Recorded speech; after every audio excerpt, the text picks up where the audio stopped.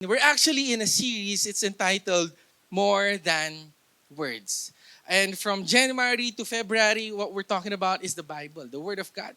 Na ito pong salita ng Panginoon, it's more than words. Akala natin letters lang to. Akala natin translations lang to. Akala natin papel lang to with words in it, letters in it. But I believe it's more than words because it says in His Word that the Word is alive and it is active. I don't know if na-experience yun na to, no, na imbis na binabasa mo yung Bible, parang yung Bible ang nagbabasa sa'yo. Kasi alam niya yung pinagdadaanan mo, alam niya yung iniisip mo, biglang nagkakaroon ng confirmation. That alone is proof that the Word is alive. And we got it from 2 Timothy 3:16 where it says, the Bible or all Scripture is given by inspiration of God and is profitable for doctrine, for reproof, for correction, for instruction in righteousness. And then, hindi po natapos doon. Ito po yung purpose pala ng word, ng Bible. It says here that the man of God may be complete, thoroughly equipped for every good work. Alam niyo po, last week pinag-usapan po natin yung word na read it again, yung title na read it again, na ang Bible, kapatid, pagka hindi mo pa masyadong naintindihan, basahin mo ulit. Wala pa nangyayari sa'yo, basahin mo ulit. Ngayon, kapatid, I'm speaking to people who feel like nabasa na nila, pero parang walang nangyari sa buhay ko. Nabasa ko na yan ilang beses na cover to cover, lahat na ng books nabasa ko, pero parang walang nangyayari, parang hindi ako nagkakaroon ng revelation, hindi nagkakaroon ng transformation. Baka kapatid, kulang kasi yung basahin mo lang. So this is my message for you. This is gonna be my title for the second segment of our series. Ito po, basahin po natin lahat. Next slide, basahin natin lahat. Just do it. Pakisabi sa katabi mo, just do it. Yan po yung tagline ng Nike. And before we continue, let's just close our eyes for a moment and let's take a couple of seconds to just welcome the Holy Spirit today.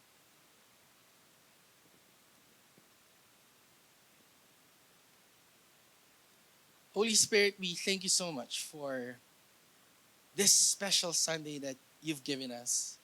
It's special not because only of our presence, everyone that came today, but because your presence is here. We believe that in your presence, there's joy, there's peace, there's power, there's healing. Anything can happen, Lord, because your presence is here. So let it be. As we listen to your word, I pray that the impossible is going to happen today, that lives are going to be changed today, that a fresh revelation, rema, of your word would happen today, an utterance, Lord, sa puso po namin. Touch our hearts today. And I pray, Holy Spirit, that you're going to use me as well as I share your word. Speak to us, transform us from the inside out. Panginoon, ready na po kami ma-receive ang iyong salita. Maraming salamat, O Lord. We love you. This is all we pray in Jesus' name. Amen and amen. Sige po, minsan pa, palakpakan natin si Lord. Just do it. Sa mga hindi po nakakaalam, or siguro, I know all of us here already know this, na ito po isang tagline ng Nike. In the 1980s, they released a campaign called Just Do It. So nagkaroon sila ng iba-ibang, next slide, nagkaroon sila ng iba-ibang commercial or marketing. He did it, she did it, they did it. Just do it. So ito, inaaral ko, saan ba ito nanggaling? Saan ba nanggaling yung Just Do It nito? So there was a man named Dan Wyden. There was a man named Dan Wyden na siya po ay, okay, wait lang ha. Nagmamadali yung media natin eh. Pero anyway, si Dan Wyden, kapatid, siya po yung hinire ng Nike na maging marketing agent, parang marketing specialist nila. So nag-iisip sila na parang isang campaign na maganda ma-promote yung Nike. So he was reading a book about a serial killer na marami po siyang minurder, gano'n. And then syempre nahuli po itong serial killer po na ito, nahuli siya.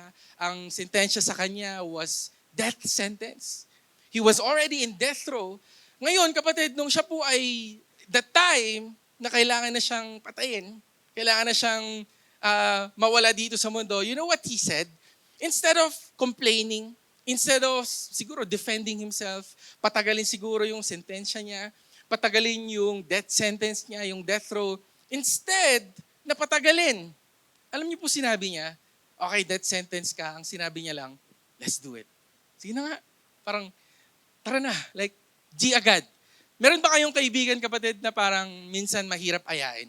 Meron ba kayong kaibigan na gano'n? Yung, halimbawa, may outing kayo, pupunta kayo ng La Union, pupunta kayo ng Boracay, o kaya Starbucks lang. Di ba? Minsan may mga kaibigan tayo na parang ang hirap ayain. Alam niyo po, just the other day, nagkaroon po tayo ng event dito sa church po natin. Nagkaroon kami ng event, and then syempre natapos na ng late. And yung isa po nating member, ang nangyari, hinatid po kami isa-isa. Hinatid kami sa Trinidad, hinatid kami sa Ambyong, sa Camp 7, sa PNR. Lahat po yan. Pero while we were on the way, nag-aasaran kami. Kahit gabi na. Tara, Macdo. Yung nagda-drive, syempre, siya yung magda-drive. Ang dami niyang ihatid. Pero kami, nag-aaya kami. Tara, Macdo. Tara, Macdo. Syempre siya, hindi, nagtitipid ako eh. Hindi, late na. Pero ang dami nag-aaya eh. No? Parang, alam niyo, yung parang yung kaibigan yung pabebe, meron ba kayong kailangan pilitin? Pero when we were approaching McDonald's, bigla niyo na lang sinabi, sige na nga. Alam niyo, parang, now, nung inaaral po ni Dan Wyden to, nung sinabi ng serial killer, let's do it, parang hindi niya na inisip yung mangyayari. He was not worrying. Sinabi niya lang, like, G agad. And that caught his attention. Kaya sinabi niya po, okay, ganito yung magiging campaign natin sa Nike. Just do it. Kasi alam niyo po tayo sa buhay po natin, minsan ang dami natin iniisip. Tignan mo yung katabi mo saglit kung may iniisip siya. May wina-worry ba yan? Okay, like, ang dami niya na bang wrinkle? Ang dami niya na bang pimple? Iniisip niya na ba kung ano yung kakainin niya mamaya? Di ba, minsan, ang dami natin iniisip that leads to, listen to this, procrastination minsan eh. Minsan na, worry tayo ng worry. And you know what? I read something that 80% that we're worrying about doesn't really happen. So this is my encouragement for you. Kung ano man yung iniisip mo, yung wino-worry mo, okay na, ganito ba mangyayari? Ito yung word ng Lord sa atin. Just do it. Especially sa word ng Lord. Amen po ba doon? Because oftentimes tayo, we're stuck into just reading. We're stuck in just taking notes. We're stuck into just putting it in our hearts. Pero kaya hindi natin na-experience yung hinahanda ng ating Panginoon sa atin. Why? Because we're not doing it. Amen po ba doon?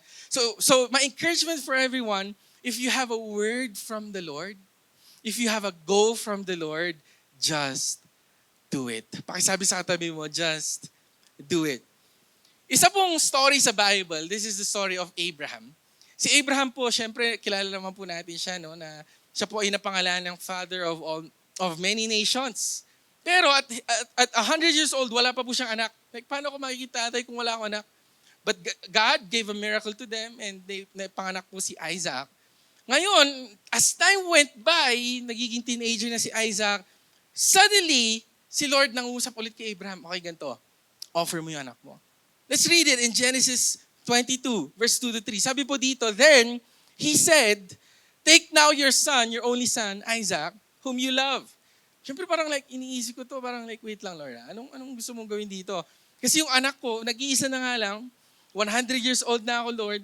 Tapos anong gusto mong gawin, Lord? And go to the land of Moriah and offer him there as a burnt offering on one of the mountains of which I shall tell you. Siyempre parang inisipin natin, parang like, Lord, wait lang ha. This doesn't make sense.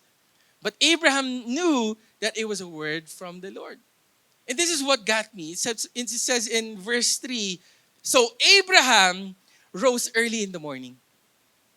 Ngayon kapatid, mala po tayong makikita dito na nagreklamo si Abraham na, Lord, wait lang ha. Like, wait, Lord. Pag-usapan nga natin ito sa wala na pong ganun eh. Nagkaroon ng word si Lord, and then immediately, verse 3, you know what Abraham did? He just did it. He rose up in the morning, and he was preparing to obey God. At makikita pa po natin to na it was just a test from the Lord. Pero kapatid, dito natin makikita na pagka pala may word si Lord sa atin, huwag na tayong mag-isip-isip pa. Huwag na tayong mag-worry. If it's God's word, let's say yes. Amen po ba doon? Amen po doon. Pwede ba natin palakpan si Lord for that, church? Just do it. Kaso ito yung problema. I know this is a dilemma for many of us. So, Kuya Moses, alam ko pagka may word si Lord, yes agad. Pero, paano ko malalaman kung word ni Lord yun sa akin? I don't know if you have asked that question before na, paano ko malalaman kung word ito ni Lord para sa akin? There's a difference between written word and applied word. So ito, aralin lang po natin ito saglit. And let's study the context and the history of this. So sa written word, kapatid, there's a word called logos. Pakisabi logos.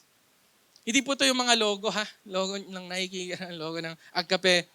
Word logos is a Greek word meaning written. So, tayo kapatid na nag-aantay ng word ng Lord, kailangan ng word ng Lord. Kapatid, meron ng written word si Lord, which is logos, which is the Bible. Okay? Kanina nga, sabi po ng 2 Timothy 3:16, all scripture, lahat po na ito, is written by inspiration of God. Sa ibang translation, it's God-breathed. So, you're waiting on a word from the Lord? Kapatid, nasa Bible na. Okay? Logos. Pero kapatid, I know this is the dilemma kasi minsan sa mga decision po natin, kailangan natin yung specific word ni Lord. For example, yung mapapangasawa mo. Like, di ba? Wala naman, like, Lord, kailangan ko ng word mo sa mapapangasawa ko. Diba last week, sabi natin parang, mini, mini mo. Like, sino kaya? Uy, Timothy. Asan si Timothy? Di ba? Ang problema, kung ang napili mong pangalan, Melchizedek, di ba? Like, wala nang Melchizedek ngayon na pangalan. O kaya Nebuchadnezzar. Diba? Ganun. So, kapatid, meron yung tinatawag na applied word. And there's a word na, alam na po natin ito, is the word rema. Pakisabi rema. Itong rema, it means utterance. Kasi kapatid, sa buhay po natin, there are specific decisions in life na hindi natin mahahanap sa Bible. Mapapangasawa mo, o kaya business na investan mo, okay? Wala naman sa Bible. Wala po ako nakikitang pangalan dito, Tesla. Like, hello. Di ba? O kaya, sasabihin ng Bible is kung saan ka titira. Okay? Diba? Like Canada ba? Or Baguio ba? Or Cavite ba? Wala namang Cavite dito, kapatid. Like, so there's a word called rema, applied word. So si Lord may utterance siya sa'yo. Parang alam mong siya talaga yun. Ewan ko po kung nakadaan na po kayo sa expressway natin, sa NLEX, ganun, sa SLEX. Nakadaan na po kayo dyan. Di ba? Kayo 100 po ang limit ha. Hindi 120, 140. So, kung kayo nakadaan na po dyan, mga sasakyan dyan, napakabilis. Napakabilis. And there's a story, okay, na gusto ko lang po ikwento. May kakilala po ako na sa expressway po siya. And then, out of nowhere, syempre pagka mabilis ka dyan, parang isang mali mo lang, baka pwede kang ma-aksidente. Siguro ma-flatten ka lang, pwede kang, ma-out of control, ma-aksidente ka. But this person was driving sa expressway. Drive siya. And then, out of nowhere, biglang may utterance. Sa kanya, ang sabi, stop. Tigil ka dyan sa tabi. Siyempre siya parang like, wait lang. Like, bakit? Ba't ako parang gusto patigil? You know what she did? She went to the lay-by, tapos tumigil po siya. The moment na pagkatigil niya, right after, sumabog po yung gulong. Boom. And kapatid, kung walang utterance na gano'n, na parang walang push sa kanya na stop, siguro baka na-aksidente na po siya. But by the grace of the Lord, she was protected. She was saved from a future accident. Why? Because of an utterance. Because of applied word. Alam niyo po, minsan nafe-feel ko to dito sa church eh. Parang yung, di ba, syempre papasok ka sa elevator, nakasimangot ka. Tapos biglang sasabihin ng Lord, smile. Gagano ka bigla, di ba? Di ba? Parang, o kaya, yung katabi mo matigas ulo. Di ba? Parang gusto mong, pero sasabihin ng Spirit, wag. Diba? Ito minsan nafe-feel ko rito sa kinakain ko eh. No, pagka napapasobra na ako ng pagkain, sino dito mahilig si Sam G? Halata. Halata sa katawan. Pero di ba parang minsan parang mako-convict ka, that's the word, mako-convict ka, may utterance sa'yo, that's the Holy Spirit. I would often also feel this whenever I'm here in church, tapos sasabihin ng Holy Spirit, i-greet mo yung katabi mo. Alam niyo po yung lead wall po natin, nabili po natin yan dahil sa isang tao may nangusap sa kanya, give an offering. And that binigay niya po yung offering, tapos nabili po natin yung lead wall po natin. It was an utterance. Pakisabi, utterance. Para hindi natin makalimutan, kapatid. may utterance, may touch ang Lord sa'yo, yun po yung tinatawag na applied word. And whenever we have that, let's say yes. Just do it. Kapatid, alam mo yun na si Lord yun. Kaso kapatid, ito pong obedience na to, it should be more than just feelings, more than just hype, more than just emotions. Kasi alam niyo po, ako, most of the time, obey lang ako ng obey. Pero gumagawa ako, nag-a-apply ako, nag-i-yes ako kay Lord, pero wala naman siyang word. So this is my conclusion. Para ma-apply natin yung word. So it starts from a word. Let me show you an illustration. Ayan, a word. And then may utterance, si Lord. And then dito papasok yung obedience. And then the more you obey, the more you get a word. The more you get an utterance. Then the more you obey. And then the more you obey, you get a word. You get the cycle, church. Kasi alam niyo po, minsan, marami po ako naririnig ng mga ka-church po natin or maybe in our own experiences no, na parang wala na ako naririnig na word kay Lord. Parang hindi ko na siya naririnig. Parang hindi ko siya na-feel. Baka kasi hindi ka na nag-o-obey. Because the more you obey, the more you get a word, the more you get an utterance. The more you obey. Gets mo natin, church? Hello? No? Ito kasi yung problema sa atin. Act lang tayo ng act. Pero parang walang nangyayari. Parang walang pagbabago. Parang nagbigay ako pero parang mas nalugi lang ako. No? Baka, listen to this, walang word. Because it starts with the word. Baka nag-obey ka lang kasi nga feeling mo lang. Pero walang word. Kaya kailangan natin ng word. Amen po ba doon? We need the word of God. And the more we read the word of God, the more we get an utterance, the more we have the strength to obey. Oof. Parang ako lang nabibless sa word na to. Amen ba? Parang paano nga si Lord Church? And now, church, ito po mag-usapan po natin saglit. What should we do with the word? Since, kapatid, meron na po tayong pinag-usapan na written word, by applied word. What should we do with the word of God? Number one, we should do is learn it.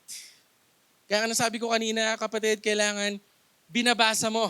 Okay? Basahin mo. Last week we talked about read it again. Pastor, nabasa ko na. Read it again. I read a quote. It said, information brings forth transformation. Okay? Alam niyo po dito sa Baguio, meron po tayong tinatawag na number coding. Okay? Ewan ko kung alam niyo po yan. Dito sa Baguio, pag Monday, pag Tuesday, pagka yung sasakyan mo nag-i-end sa gantong number, huli ka. Okay? Dito sa Baguio yun. And I find it sometimes unfair kasi parang pupunta ako sa Pampanga, walang coding doon. Sa ibang lugar, walang coding. Dito lang sa Baguio. And during the Christmas season, the holiday season, nakita ko ang daming mga turista na huli. Oh. Ang daming mga turista, nag-aaway pa sila ng pulis. Meron pa po ako nakita yung nanay na sa passenger seat, sinampal yung driver. Galit siya. Bakit tayo nahuli? You know, something like that. Now, kapatid, na-realize ko na kaya sila nahuli kasi hindi sila informed. Kasi hindi nila alam na may coding pala. Okay? Now, church, dito, ganun din sa buhay po natin. Siyempre, pagka nahuli ka na, bigla kang magbabago. Ups, di na ako lalabas sa Monday kasi coding ako. May pagbabago nangyari. It's the same thing with the word of the Lord. Kaya siguro, okay, wala pong pagbabago pa sa buhay natin because we're not informed. Pakisabi nga sa katabi mo, magbago ka na. Magbago ka na. At kaya siguro parang nahihirapan tayo yung word na transformation na yon kasi hindi pumapasok yung information. Kaya nga po kapatid, ito lagi po itong in-encourage whenever we're reading the Bible. Meron po silang tinatawag na SOAP method. Okay, nagsabon ba kayo kanina? Hindi. Yung SOAP method, how do we learn? How do we read the Bible? May tinatawag na SOAP method para ito practical. So you get a scripture. Ito madalas ginagawa ko po ito pagka nagpe-prepare ako ng word. You get a scripture. You get an observation. Ano ba yung observation mo dun sa word na yon? Meron ding tinatawag na application. And then meron tinatawag na prayer. So how do we learn the Bible? SOAP method. Kailangan natin ito kapatid para practical kasi alam niyo meron ako narinig, gusto kong aralin yung Hebrew. Gusto ko aralin yung Greek.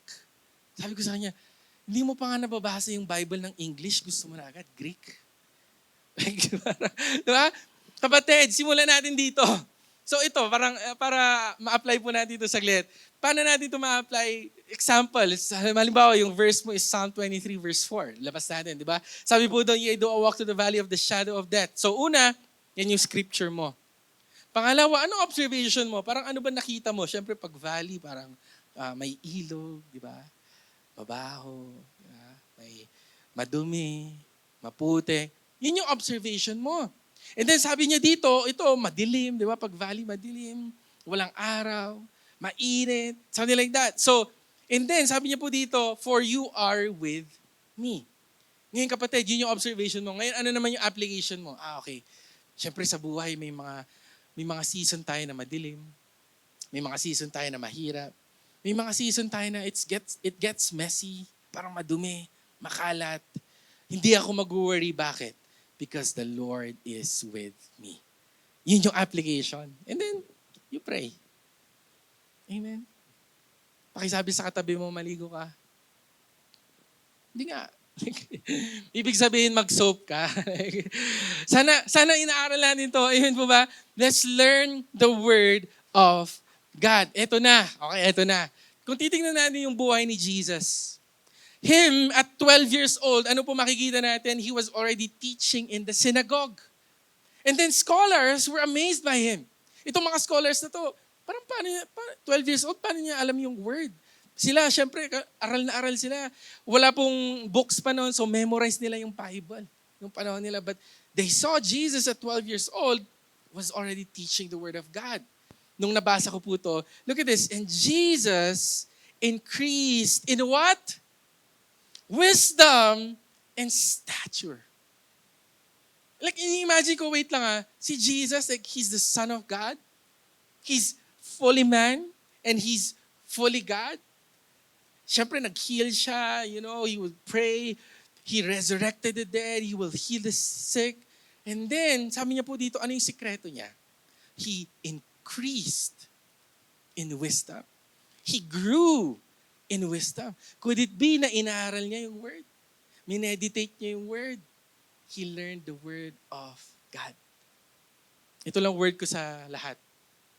Si Jesus na yun, boy. Si Jesus na yun. Like, hello. Paano ka pa? Paano ba tayo Kristiyano? Sana inaaral natin ang word ni Lord. Amen po ba doon? Palakpakan nga natin si Lord Church. Number 2, what do we need to do? We need to live it. We learn it, and then we live it. Marami nagtatanong sa akin, Kuya Moses, wala nangyayari, nagbasa ako. You need to live it. You need to apply it. Sabi po sa James 1 verse 22, but be, look at this, doers of the word and not hearers only. Let us not be hearers only, but be doers of the word. Alam niyo, minsan dito sa church, pagka nagpipreach, yes, masaya, di ba? Pagka may tinuturo, pagka may nag-joke, tatawa tayo. But it's more than that. Pumunta tayo dito, kapatid, hindi para may ma-notes lang tayo.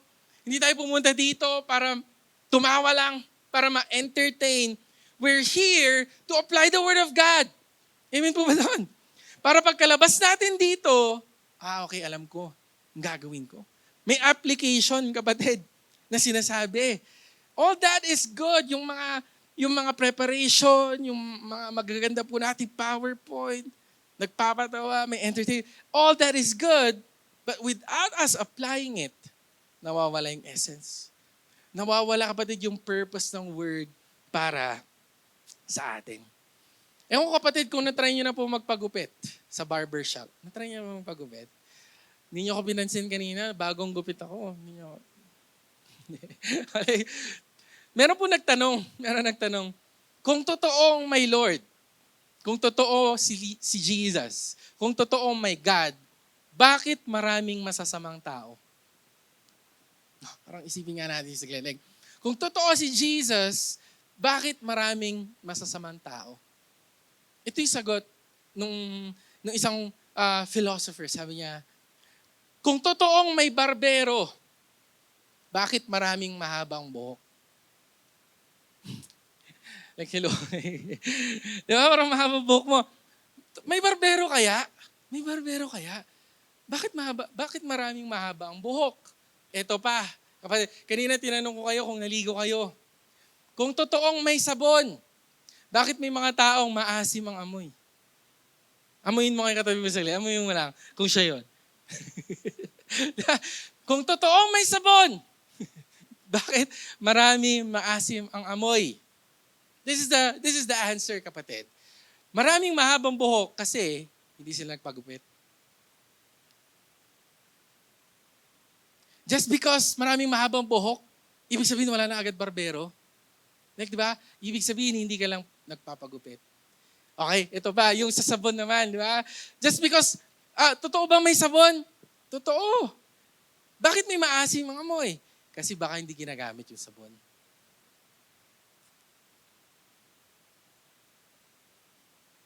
Hello.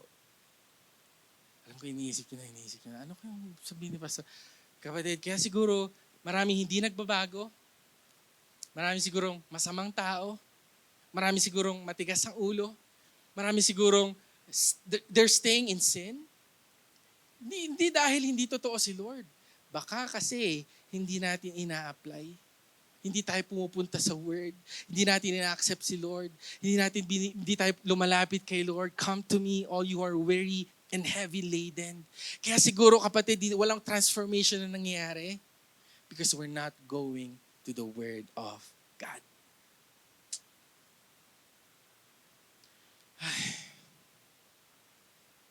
If you do not apply it, listen to this. Face the consequences. You're gonna face the consequences, kapatid. Parang, yun na nga eh. Di ba? Parang, kung hindi mo nilalagay yung sabon, ginagamit yung sabon, maraming aayaw sa'yo. Maraming iiwas sa'yo. Akala mo, galit sila sa'yo. Maasim ka lang. Hello, church. Diba? You're gonna face the consequences if you don't use it. And it's the same thing with the Word of God. If we don't apply it, we're gonna face the consequences. Ito, pansinin nyo, di ba? Like, you know, while I was growing up, teenage years, kung saan-saang relationship pumapasok, I wasn't applying the Word of the Lord. Ano nangyari? Ang daming nasirang relationship. I was not applying the Word of the Lord in my finances. Di ako nagbabudget. Ang daming investment na mali. I was not waiting for a word from God. I faced the consequences. Bankruptcy. Lugi. You're gonna face the consequence if you don't apply the Word of God. So this is my word for everyone, church. Live it before you lose your life. Amen. Live it before you lose your life. Kaya sana, kapatid, ina-apply po natin ang salita ng Panginoon. Amen. Palakpan nga si Lord one more time. Hey, parang ako lang na-encourage. Live it before you lose your life. And lastly, church, what do we need to do with the word? Let's lead it. Let's be leaders of it. Let's influence other people to read the Word of God and to apply the Word of the Lord. Ewan ko po kung na-try nyo na po mag-hiking. Try nyo ba? Dito po sa Baguio, marami pong mga magagandang bundok dito na magandang akitin nyo. Naalala po, one time, we went to Mount Ulap. Ganda talaga kasi parang makita mo yung ulap po talaga doon. But when we went there, we had a tour guide. Kailan may tour guide eh. Kasi kung walang tour guide, kapatid, baka maligaw kami, baka madulas kami, mahulog kami sa bangin. And this tour guide guided us. Why? Because he knew the way.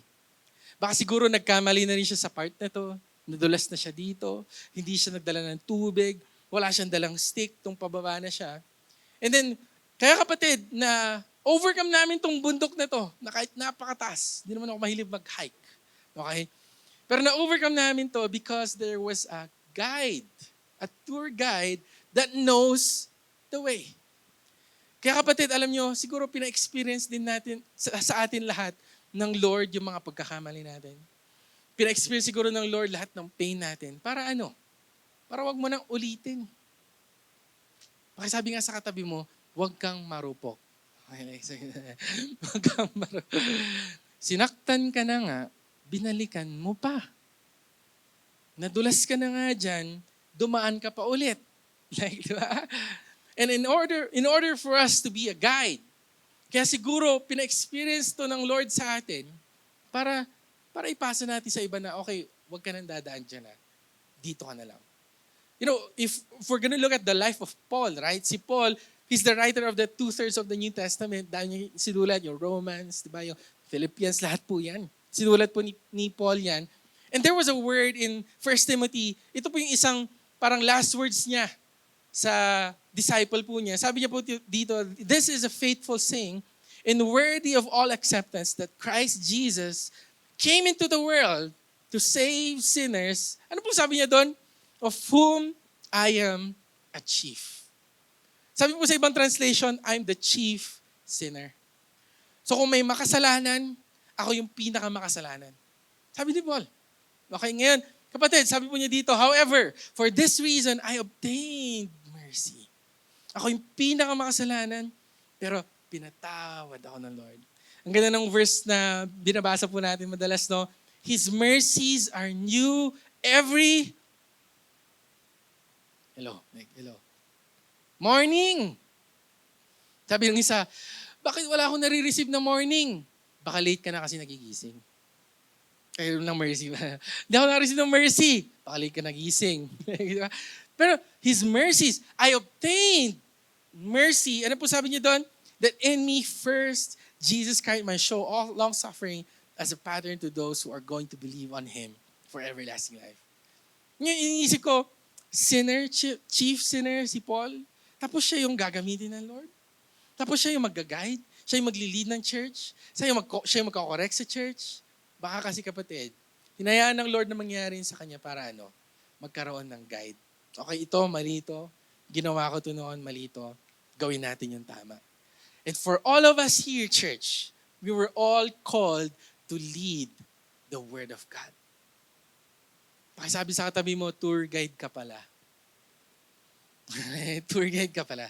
Lahat po tayo tinawag ng Lord to lead His Word. To be an influence to others. Ngayon, ito yung tanong, kapatid. Ako, Moses, hindi kasi ako preacher eh. Introvert ako eh. Like, mahihayin ako. How do we lead the Word of God? Una, kapatid, invite people to church. Hindi mo kaya mag-share? Mag-invite ka. Baka hindi na nag-i-invite dito. Kapatid, ano pa? How do we lead the Word of God? Sana nakikita yung fruits of the Spirit sa atin. Kapatid, loving ka ba sa neighbor mo? Patient ka ba? No? Lahat ba ng kapitbahay mo, inaaway mo dahil sa parking? Away kayo. No, diba? Parang, sana nakikita yung fruits of the Spirit. You know, I read the quote says here, you may be the only Bible someone is ever going to read. Baka yung neighbor mo hindi nagbabasa ng Bible, pero binabasa niya yung buhay mo. So how do we lead the Word of God? Fruits of the Spirit, sana nakikita sa atin, church. Paano pa? You pray for people. Yung kaaway mo, pag-pray mo na lang. Huwag mo pag-pray na, Lord, sana kunin mo na siya. Huwag naman. Hindi, Lord, sana i-bless mo pa siya. Something like that. Ba? Teach your children. Train up a child in the way he should go. For when he is old, he will not depart from it. Ano pa? You can volunteer in church. You can do ministry. Kapatid, this is how we lead the Word of God.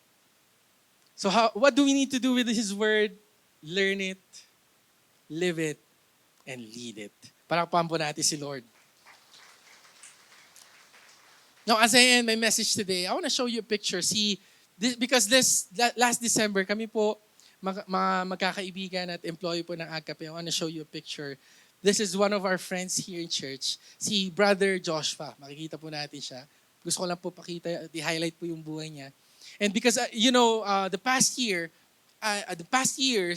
I gave a testimony about his life, si Brother Joshua, na siya po ay nakasakay sa motor, tapos nahulog po siya sa bangin, nahulugan po siya ng motor. He was under a coma. Okay, dapat patay na siya, pero he was under a coma. Tapos syempre pag comatose, dapat months yan, minsan years. But in a couple of days, I think it was just 3 days, bigla siyang nagising out of nowhere. Praise the Lord. That's a miracle. And then after a couple of days ulit, dapat magstay siya sa hospital, umalis na agad. Nakalabas na agad ng hospital. And a miracle happened, nabuhay po muli si Joshua. And his life, nakita po namin, in his second life, nakita po namin, it was a struggle kasi may past siya. Minsan, umiiral yung past niya, yung mga addictions niya, yung mga mali niyang ginagawa noon. Pero nakita ko po sa kanya, in his second life, he was just trying his best to change. Okay? Sabi niya, ang dami ko nang ginawa noon, ngayon na, magbabago na ako ngayon. And he even opened up to me.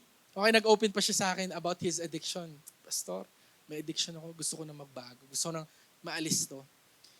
Pero alam niyo po, nakakalungkot because last December, we were about to have our vacation, kasama po dapat si Joshua.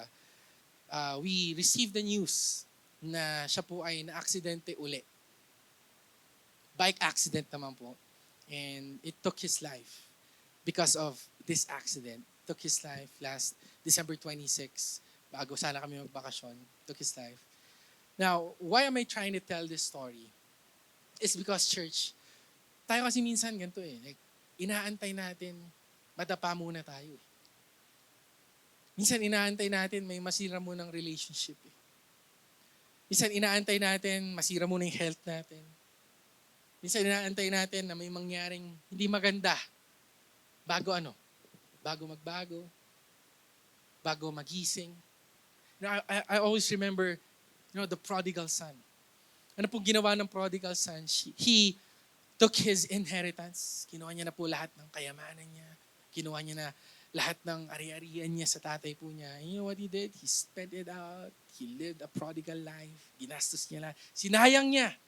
At nung naubos lahat, ano po nangyari? He came to his senses. He went back to his dad. At yun po nakakalungkot minsan sa human nature natin. Na kailangan masaktan muna tayo. Kinakailangan, kapatid, may mangyaring ganito, aksidente, para i-obey na natin ang word ng Lord. So this is my encouragement for everyone. You know you have a word from God. You know you have a calling from God. You know what you're doing is not in accordance to the will of God. Alam mo ni. Alam mo ni, kapatid. And God is calling you to surrender it. God is calling you to say yes. God is calling you to give. God is calling you to sacrifice. God is calling you for a ministry. So, sana, pagdating sa word ng Lord, let's just do it. Just do it. Just say yes. And just trust in the Lord. So what I want us to do right now is, can we just all stand, church? Pwede ba tayong tumayo? And as we're standing, can we just close our eyes for a moment?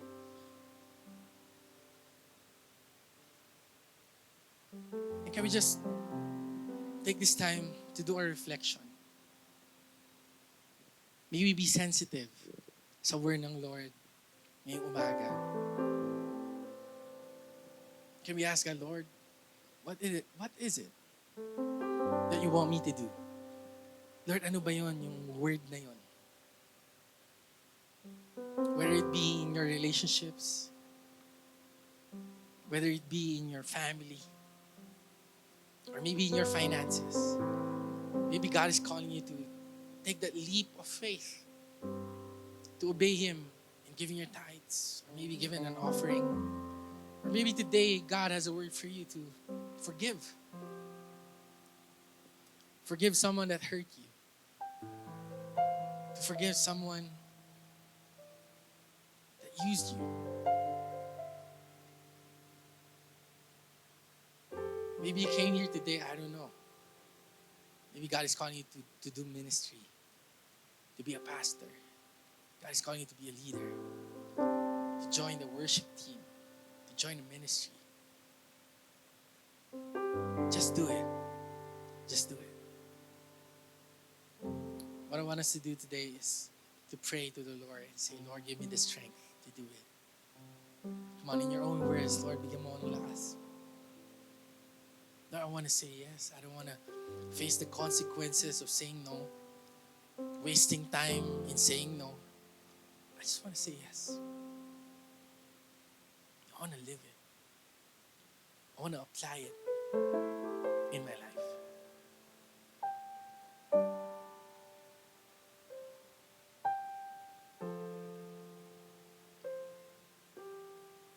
Holy Spirit, thank you for the word today. Thank you for your Rhema word. It's alive. It's a fresh word, revelation for us.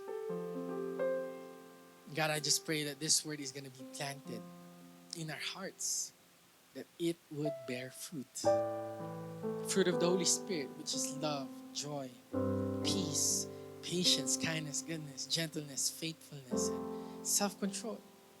Yung po sanang makita sa buhay po namin as we live it, as we lead it for everyone around us. God, I pray, maalala namin, remind us always to love the Word of God. Heaven and earth, heaven will pass away. This world that we have will pass away. But your Word will remain. Teach us to love the Word of God. Oh Lord. Thank you. Thank you, Lord. As we go forth from this place, I pray for your protection to be upon us. May your hand be upon us. May your Spirit guide us every step. Every step. May your wisdom, God, be upon us in every decision. We thank you, God, for this time. Thank you for this Sunday. We give you glory, honor, and praise. In Jesus' name we pray. Amen and amen. Praise the Lord. Church, before we go, we're gonna give. We're gonna give to the Lord. And ito po, lagi pong sinishare sa atin that, giving is very biblical. Very biblical. We can see it in the Old Testament. We can see it in the New Testament. God loves a cheerful giver. He's more blessed to give than to receive. Whenever we talk about the tithes, giving God our priority, putting God first in our life, sa lahat ng aspeto natin, pumapasok din po doon ang finances. And so we wanna live the Word of God. We wanna apply the Word of God. Ano ba apply ito? We can start with giving. So if you came here today, you've been faithful sa tithes mo, the 10%. I encourage you to be faithful, to commit. Lord, I'm gonna give my 10%. Or maybe you came here today to give an offering above the 10%. You wanna give for our projects, sa Project Sound, sa Pillar Stones natin. Or you just wanna give for the missions. Whatever it is, maybe God is calling you to do that. Let's give. Or maybe today, church, bago po kayo, it's your first time here, you don't understand giving yet. It's okay. We're not forcing you to give. But what you can give is your heart. You can give your heart today. But I encourage you as you give, let's give with a cheerful heart and with a grateful heart today. Sige po, bago tayo magbigay, pwede ba natin taas ating mga kamay? Come on, let's just raise up our hands and let's receive the blessing of the Lord today. May the Lord bless you. May the Lord keep you. May the Lord turn His face toward you. May the Lord be gracious to you. May the Lord give you peace. Peace which transcends all understanding. Peace that will guard our heart and our mind in Christ Jesus. Let me just declare this to everyone that we will love the Lord our God with all our heart, all our soul, all our mind, and with all our strength, that we will love our neighbors as we love ourselves. And surely goodness and mercy will follow us all the days of our lives, and we will dwell in the house of the Lord forever. With long life, you're going to satisfy us and show us your salvation. God, as we give today, throw open the floodgates of heaven, pour out so much blessings that we will not have enough room to receive it. A good measure, pressed down, shaken together, and running over blessings from you. We receive this by faith. In the mighty name of Jesus Christ, we pray. Amen and amen.